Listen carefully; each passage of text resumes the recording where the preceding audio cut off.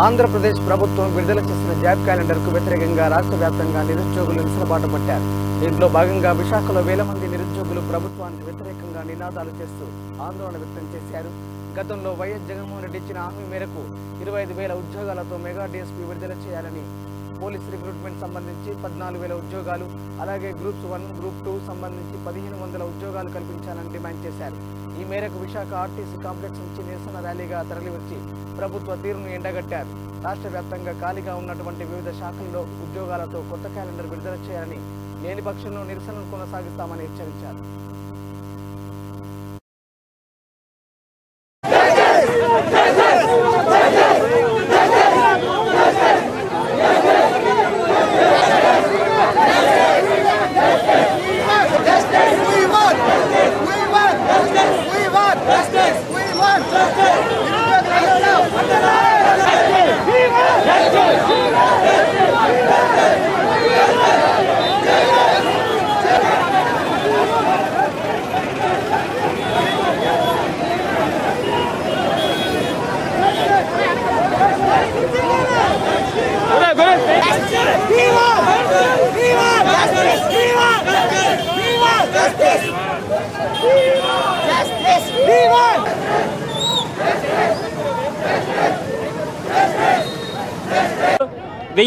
వెయ్యి ఎక్కువగా ఉన్న గ్రూప్ 1, గ్రూప్ 2 పోస్టులు కూడా వెంటనే విడుదల చేయాలని జగన్మోహన్ రెడ్డిని కోరుతున్నాం.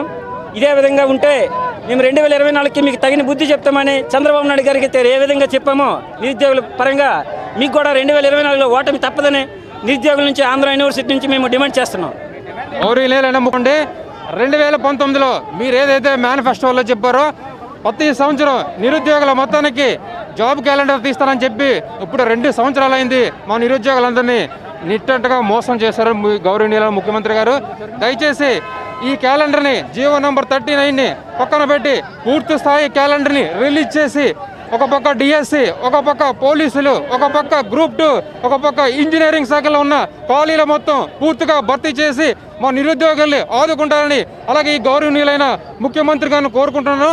అలాగే ఈ సాక్షి ఛానల్లో ఉన్న ఒక వ్యక్తి మా నిరుద్యోగులు ఉద్దేశించి ఎటకారం చేశారు. 10 లక్షల ఉద్యోగాలు కావాలని ఎటకారించారు. బాబు కేసీఆర్, ఆయన పేరేం పేరు తెలియదు. ఆయనకి మా అందరూ నిరుద్యోగుల తరపున కోరుకునేది ఏంటంటే మమ్మల్ని ఎటకారించే అధికారం మీకు లేదు. దయచేసి మీ పని మీరు చూసుకోండి.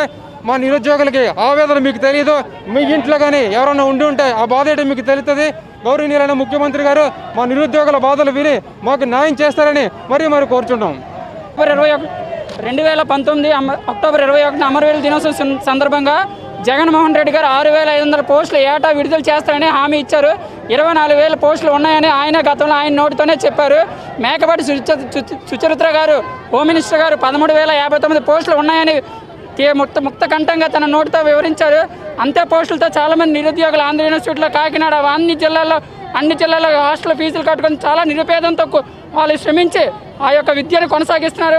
మీరు తక్షణమే ఈ యొక్క 6,500 పోస్టులు పైగా 500 పైగా ఎస్ఎల్ తక్షణమే భర్తీ చేయాల్సిందిగా ప్రభుత్వాన్ని మొరపెట్టుకున్నాం.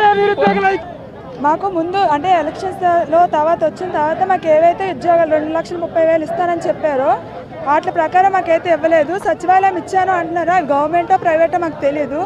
బట్ మాకు అందులో వచ్చినా కూడా మేము వదిలేసుకొని ఈ గ్రూప్ 1 పోలీస్ శాఖలు, గ్రూప్ 2 అని చెప్పి మేము ప్రిపేర్ అవ్వడం జరుగుతుంది. అయ్యో 36, అయ్యో 450 ఎంతమందికి సరిపోతాయి? క్యాస్ట్ బేస్ చేసుకుని రోస్టర్ విధానంలో డివైడ్ చేస్తే ఏ జిల్లాకి ఎన్ని పోస్టులు వస్తాయో కూడా తెలియదు. 1 వస్తుందో 2 వస్తుందో. మినిమం జిల్లాలో 10,000 మంది దాకా ఉంటారు నాకు తెలిసినంత వరకు. అయితే వాళ్ళందరికీ మీరు అన్యాయం చేస్తున్నట్టే ఒకసారి ఆలోచించి పోస్టులు పెంచేటట్టు కొంచెం క్యాలెండర్ మార్చేటట్టు